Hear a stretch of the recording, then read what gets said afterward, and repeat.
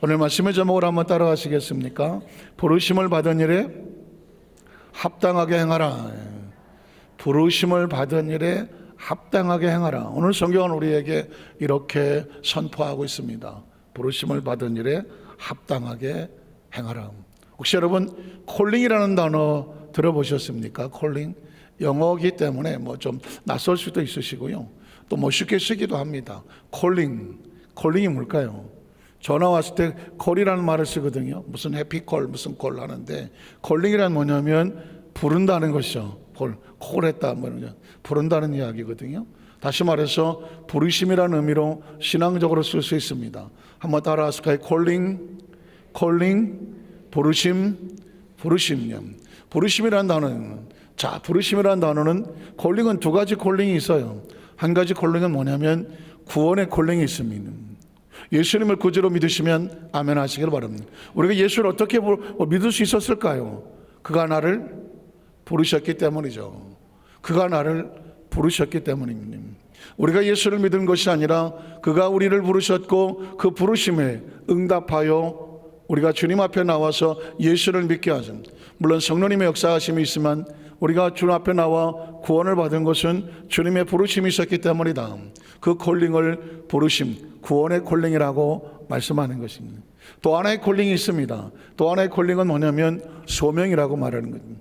한번 따라 하실까요? 소명이죠. 원래 켈빈이라는 사람은 각자의 직업은 다 콜링이다, 소명이다. 다시 말해서 내가 이 땅에 태어나서 어떤 직종의 직업을 가지고 있어요. 직업을 가지고 있을 때 내가 그냥 목구멍이 포도청이라 할 수 없이 일을 하네, 이렇게 사는 사람은 직업에 대한 자존감도 없고 그 직업이 자신의 삶의 기쁨도 안 되고 의욕도 없죠. 그러나 크리스천은 지금 내가 하는 일을 하나님께서 내게 맡기신 콜링이다, 나를 불러서 이 자리에 맡게 하셨다 하면 그 직업에 대한 소명이 있는 사람은, 소위 말하는 소명의식이 있는 사람은 어떻게 할까요? 기쁨으로, 감사함으로, 자원해서 자발적으로, 힘들어도 내 소명이니까, 하나님 나를 부르셔서 일을 맡기셨으니까, 그래서 최선을 다해서 그 사명을 감당하게 되죠. 이런 직업의식을 가지고 있는 사람은 직업에 대해서 절망하거나 좌절하거나 힘들다고 매일 원망하거나 불평하지 않았죠.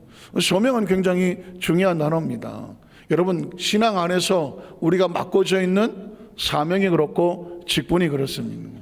성도는 하나님께서 콜링에서 구원을 주셨지만 구원받은 성도에게는 하나님이 맡기시는 동역의 소명이 있는 거예요. 소명이 있는 거죠. 오늘 찬양팀이 오늘 이렇게 더운 날씨도 불구하고 일찌감치 준비하고 와서 이렇게 찬양을 준비한단 말이죠. 소명이란 뭐냐면 오늘 시간에 예배 나온 여러분들도 예배가 소명이잖아요. 우리 아까 찬양팀이 그냥 내가 정말 힘든데 내가 일을 왜 하나 이렇게 돼버리면 힘들어서 못해요. 그런데 내게 맡겨진 특별한 사명이다, 소명이다, 하나님 나를 불러서 이 자리에 세우셨다, 이런 소명의식 있는 사람은 힘들어도 바빠도 어떤 일이 있어도 그 자를 지키려고 몸부림을 최선을 다하죠. 소명이 있느냐 없느냐는 이렇게 중요한 겁니다. 예배도 소명이죠. 오늘 하나님께서 저와 여러분을 불러서 너희가 수예배를 지키는 지킴이가 되라, 난 반드시 힘들어도 가야 한다, 이렇게 마음 먹는 사람은 도중에 옆길로 새지 않죠. 도중에 바쁘다고 하니 나 전화 와서 나 전화 받으러 하지 않죠. 왜냐하면 의식이 중요한 겁니다. 그래서 오늘 성경에 오늘 말씀에 굉장히 중요한 단어는 뭐냐? 부르심이에요. 콜링이에요. 이게 부르심이라는 단어, 콜링이라는 단어는 삶의 우선순위가 무엇이 우선이냐죠. 뭐가 제일 중요하겠어요? 하나님이 나를 부르셔서 세우셨다. 이 의식이 있는 사람은 어떤 일이 있어도 중간에 세지 않아요. 어떤 일이 있어도 그것이 콜링보다 우선이 되지를 않아요. 오늘 성경은 우리에게 이 이야기를 하고 싶어 합니다. 사실 이것만 마음속에 두시면 오늘 저와 여러분 천국까지 가는 그 마지막 순간까지 우리는 그 콜링을 붙잡고 간다. 한번 따라하세요. 하나님은 나를 부르셔서 구원의 은총을 주셨고, 나를 부르셔서 사명을 맡기시고 하나님 일을 하게 하시고 동역하게 하십니다. 이게 소명자들이고 사명자들이. 그러면 마귀는 뭘 하겠어요? 이 소명의식을 무너뜨리겠죠. 너 안 불렀어. 너 안 불렀다니까. 괜히 뭐 들은 척하지 마. 하나님은 너를 소중히 여기지 않아. 바쁘면 올 수 없는 거지 뭐. 어떻게 생각하십니까? 그러니까 신앙은 매일 매 순간 소명과 그리고 이 마귀의 유혹과 부딪혀 싸우는 거죠. 오늘 저와 여러분이 이 자리에 나올 때 내가 여기 왜 나와 있지? 수협에서 나와 있는데 내가 왜 수협에 여기 내가 나와 있어야 되지? 혹시라도 여러분이 스스로 질문한다고 하면 한번 따라 하실게요. 하나님이 나를 부르셔서 이 자리를 지키게 하시니까 늘 항상 여러분이 앉고 섰을 때마다 이 소명의 의식으로 충만하게 되시기를 축원합니다. 왜냐하면 이 소명에게 의식이 있다면 합당하게 행하라는 것입니다. 부르심을 받았으면 합당하게 행하라. 오늘 말씀으로 들어갑니다. 에베소 4장 1절에 보니까 이렇게 말합니다. 그러므로 주 안에서 갇힌 내가 너희를 권한다. 굉장히 중요한 단어가 오늘 우리에게 덜커덕 드러납니다. 바울이 말합니다. 나는 주님 안에서 갇혀 있다. 두 가지 갇힘이 있습니다. 하나는 아시는 것처럼 이 신약 성경에 옥중서신이 있습니다. 옥중서신은 뭘까요? 감옥에서 바울이 있을 때 서신을 썼습니다. 에필골빌하는 에베소, 빌립보서, 골로새서, 빌레몬서. 저는 성경 기준할 때 그냥 앞대가리만 이렇게 해서 에필골빌 옥중서신, 에필골빌 뭐 그래서 했는데 그 중에 에베소서가 옥중서신이거든요. 그러니까 오늘 바울이 이렇게 말합니다. 지금 내가 이 서신을 어디서 쓴다? 감옥에서 씁니다. 감옥에서 쓰고 있는데 왜 감옥에 갇혔습니까? 복음을 전하다가. 그러니까 나는 누구 때문에, 내 죄 때문에 갇힌 것이 아니라 주의를 하기 때문에. 누구 때문에 갇혔습니까? 주님 때문에. 여러분, 주님 때문에 기꺼이 정말 갇힘에, 어떤 손해봄에, 어떤 불편함을 감수하십니까? 그게 소명자들이에요. 내가 주님 때문에 주의를 하다가 기꺼이 내일도 바쁜데 내가 손해보는 것 같은데 그럼에도 불구하고 누구의 일이기 때문에? 주님의 일이기 때문에, 주께서 나를 부르셨기 때문에 내가 기꺼이 불편함을 감추고 비록 내가 옥에 갇힌다고 해도, 옥에 갇힌다고 할지라도 기꺼이 그 자리를 마다하지 않겠다, 감수하겠다. 지금 제가 그 존 버년의 철로역정이라는 그걸 조금 이렇게 좀 관심 있게 보고 있는데, 존 버년의 철로역정은 다 기억하시죠? 그런데 이 존 버년이라는 사람이 그리스도의 복음을, 예수를 전도하지 못하게 하는 그 핍박 속에서 예수가 그리스도라고 이 복음을 전하다가 감옥에 갇혔습니다. 그리고 감옥에 얼마를 갇혔느냐? 12년을 갇혔다고 합니다. 예수가 그리스도다, 이 복음을 전하다가 글자 그대로 12년을 감옥에 갇혔습니다. 매일 취조를 당합니다. 예수가 그리스도라고 하지 마라. 그러면 감옥에서 내버려 줄게. 나 예수를 그리스도가 아닙니다. 말 한마디면 감옥에서 나가 자유할 수가 있습니다. 그런데 번연은 매일 그 고백, 그 취조 앞에서 예수가 그리스도다, 이 복음을 끝까지 지키는데 12년을 그의 생애에 감옥에 있었습니다. 어떤 사람 말하기를, 아유 젊은 인생 다 버렸네, 12년을 감옥에 있었어? 손가락같이 모르지만 번연은 거기서 철로 역정을 쓰게 됩니다. 그러니까 사실 감옥 아니나 감옥 밖이나 인생의 삶에 하나님의 소명을 받은 사람은 별 의미가 없어요. 감옥 안에서 오히려 주로 주의 일을 하다가 감옥에 갇혀서 그곳을 아무도 간섭하지 않는 가운데서 철로 역정을 씁니다. 그리고 그 철로 역정은 혹시 기억하십니까? 성경 다음으로 전 세계 사람들에게 가장 많이 읽혀진 책이 뭐냐? 철로 역정입니다. 우리나라에 1890년대에 성경이 들어올 때에 놀랍게도 성경 다음에 들어온 것, 아니 어쩌면 성경이 다 번역돼서 온 사람들에게 갖춰지기 전에 먼저 읽혀진 것은 존 버년의 철로 역정이라고 합니다. 저 유명한 그 평양의 장대한 교회에 부흥을 이끌었던 킬선조 목사님도 어떻게 예수를 믿었나? 존 버년의 철로 역정을 한국말로 번역한 그 책을 읽다가 예수를 믿게 됐다는 것입니다. 그러니까 이렇게 주 안에서 갇혔다고 하는 것은 내가 주님 때문에 감옥에 갇혀 있네, 이런 현실을 절망하는 것이 아니라 어떤 상황 속에서도 주의 일을 하는 사람이죠. 그게 바로 바울이었습니다. 번연이 감옥 안에서 전략정을 썼다면 바울은 에베소 하나님 말씀은 빌립보서 빌레면서 골로새서를 치면서 복음을 전파했었습니다. 그는 말하는 겁니다. 주 안에서 갇힌 내가. 그러나 우리는 또 하나의 갇힘이 있습니다. 주 안의 갇힘이란 뭐냐면 나는 주님 안에 갇혀 있고 주님이 나를 다스립니다. 한번 따라하세요. 주님, 나는 주님 안에 갇혀 있고 주님이 나를 다스리십니다. 그러니까 주님이 나의 주인이 되시고 나는 주의 종입니다 하는 거죠. 우리가 왜 주님이라고 부를까요? 주님은, 예수님이 나의 주인이란 뜻입니다. 한번 따라하세요. 예수님은 나의 주인입니다. 그러면 나는 주의 종이죠. 그러면 종은 누가 시킨 대로 합니까? 주인이 시킨 대로 하는 겁니다. 예수를 구주로 믿는다는 얘기는 나는 예수님의 종이 되기를 자청하는 겁니다. 예수님이 이 시간부터 나의 주인이 되시는 겁니다.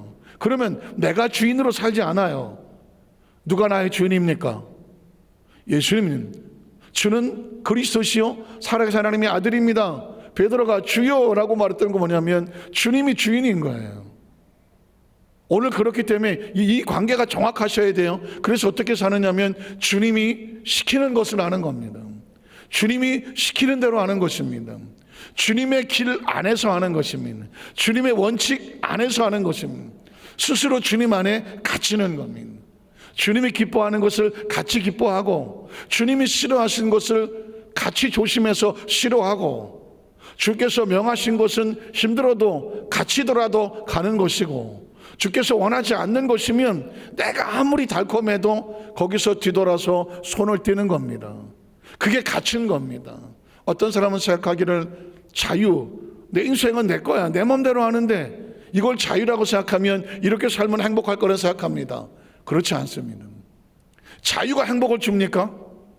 자유가 행복을 줍니까? 자유는 위험합니다. 어제 6.25라고 어디 천안 어디에서 폭주족이 해마다 그런 폭주족이 난리를 쳤다고 하죠. TV 영상에 보니까 오토바이를 타고 폭주족이 새벽에 내신박에 그 얼마를 100km, 200km 날린 거예요. 크랙션을 울리면서 난리를 치고 돌아다니다가 어떤 놈은 또 승용차고 또 폭주를 하다가 지가 삥삥 돌아갔고 다른 차도 치고 새벽에 그 60대 이렇게 과로 정비하고 청소하시는 분을 쳐서 또 부상을 입히고 내 차 내 마음대로 오는데 누가 뭐라 그래. 이게 자유입니까? 아니에요.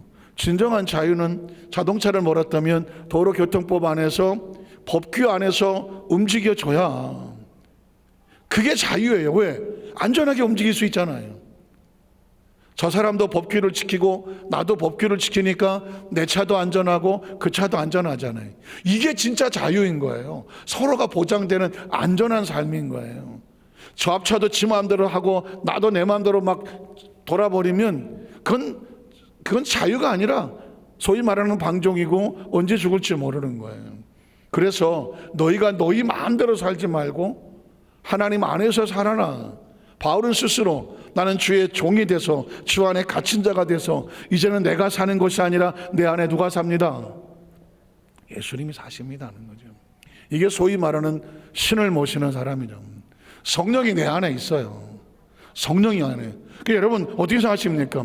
순간마다 분차마다 성령이 내 안에 있으니까 혹시 불안하십니까? 성령님 내 마음이 불안합니다. 왜 이럴까요? 성령님 내가 왜 마음이 불안할까요? 나 깨우쳐 주시고 성령 안에서 마음의 평안함을 주시옵소서. 믿음이 없다면 성령이 말씀을 주심으로 말씀을 듣게 하시면서 평안해질 것이고 깨닫지 못했다고 하면 깨달음을 주실 것이고 정말 내 힘으로 안 되는 것이 있다고 하면 차라리 맡겨놓는 거죠. 성령님 이 일을 내가 감당해야 되는데 어떻게 될지를 모르겠어요. 성령 맡기고 의탁합니다. 성령님께서 이걸 인도하여 주시옵소서. 이걸 기도라고 말하는 거예요. 너 염려 근심을 야훼께 맡겨버리라. 저를 의지하면 저가 이루시고 어디다 맡깁니까? 내 안에 계신 성령님, 내 속에 계시는 성령님, 나를 통하여 일하시는 성령님. 어떤 사람을 만나서 일을 해결해야 되는데 어떻게 될지를 모르겠어요. 그때를 하죠. 성령이 너희 안에 계셔서 너에게 할 말을 주시리라. 어떻게 할 때? 내가 성령님을 모시고 살아갈 때. 그래서 여러분, 주 안에 갇힌 바울 이 말 한마디에 저와 여러분은 방종하는 자가 아닙니다. 우리도 주님 안에 갇혀 있는 존재입니다. 믿으십니까? 뒤집어 말하면 성령님이 내 안에 계십니다. 그 내가 성령을 모시면 성령님이 나를 안고 가시기 때문에 우리는 성령 안에 갇힌 존재가 되는 거죠. 이 인식이 필요해요. 신앙은요 머리로 하지 않아요. 신앙은 마음으로 해요. 마음으로 해요. 그래서 성령님을 안에 모신다고 말하는 거예요. 이해가십니까?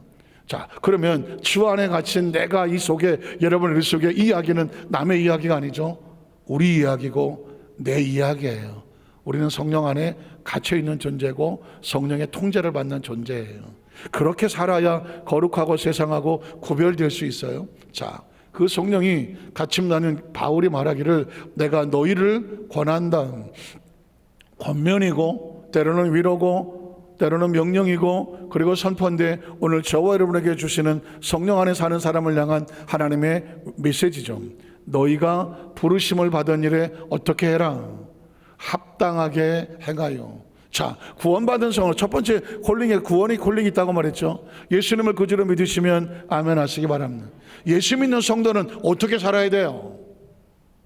예수 믿는 성도는 어떻게 살아야 돼요? 여기에 굉장히 포인트가 있어요. 예수를 믿고 나 교회 다니면 난 뭐 아무것도 안 해도 나는 천국 가네, 이렇게 살아야 될까요? 아니에요. 예수 믿고 구원받았으면 이제 막 태어난 어린아이와 같아요. 그래서 어떻게 해야 되느냐? 믿음의 장성한 분량으로 성장해야 돼요. 성숙한 그리스도인, 성장한 그리스도인. 그래서 거룩한 성화라고 말하죠. Holification. 성장해, 거룩해. 예전의 모습과 지금의 모습은 전혀 달라야 돼.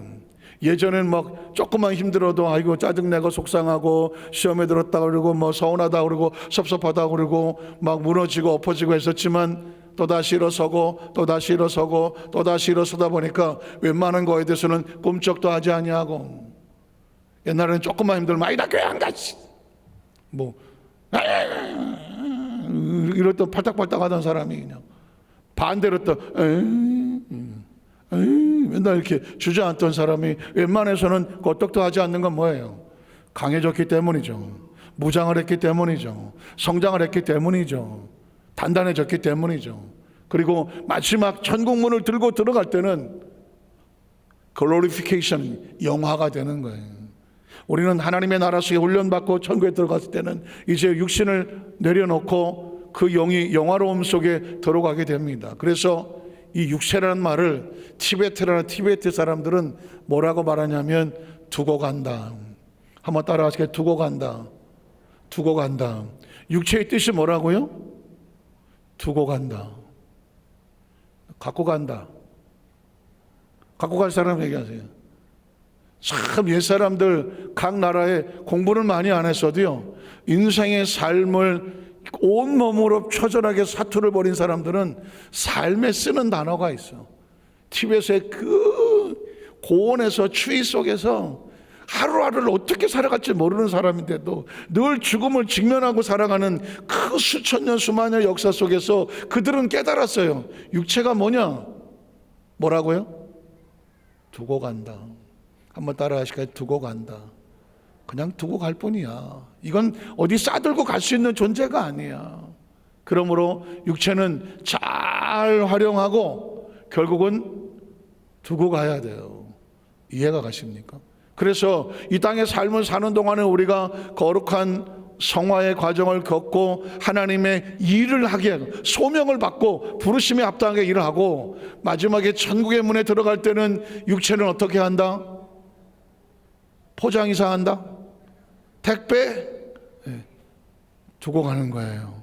두고 가시는 거예요. 그러니까 우리 몸은 어떻게 하느냐? 우리 하나님의 나라 가는 길 동안에 최선을 다해서 열심히 일하는 소명자라서 사명을 다 감당하고, 바울이 고백했던 것처럼 내가 달려갈 길을 다 가고 선한 싸움을 다 다 싸우고 이제 하나님이 상급이 눈앞에 있으니 육신은 두고 가고 우리 영혼은 하나님의 나라에서 영화로움 속에 들어가는 귀한 축복의 주인공이 될 줄로 믿습니다. 그래서 합당하게 행하여 그 다음 절을 보면 거기서 나오는 크리스천은 겸손과 온유와 오래 참음과 사랑 가운데 용납 이런 단어가 있습니다.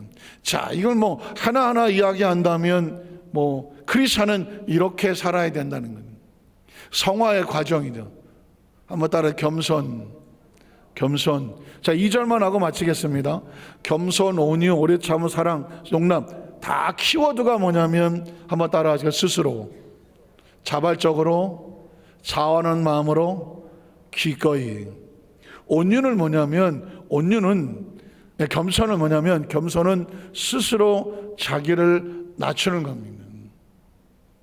어떤 사람에게 강제로 내가 발에 짓밟혀서 그 밑에 깔려갖고 내가 낮아졌습니다. 이건 겸손이 아니죠.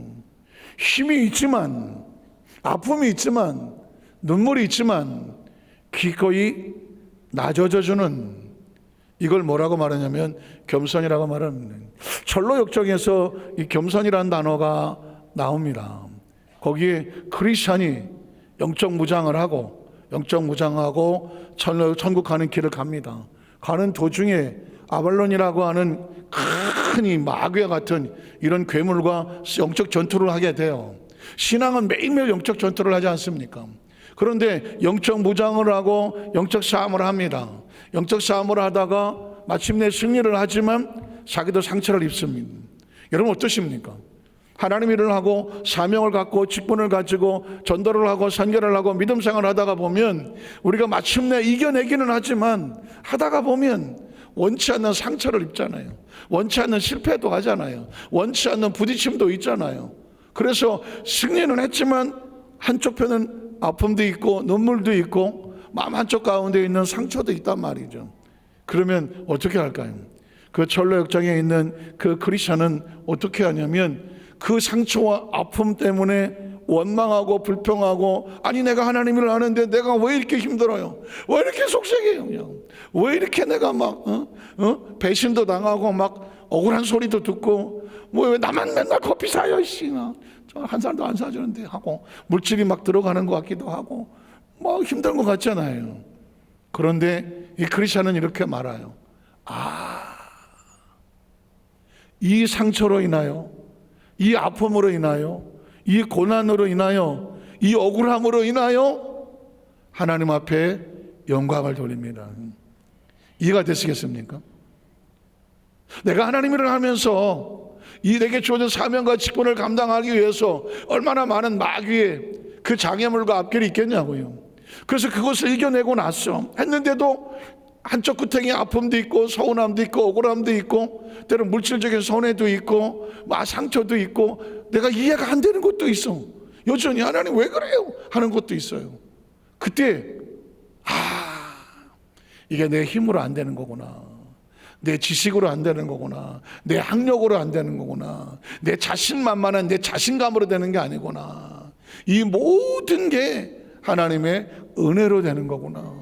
그래서 어떻게 자기를 낮추게 되는 거죠. 하나님, 이건 내 힘이 아니었습니다. 하나님의 은혜였습니다.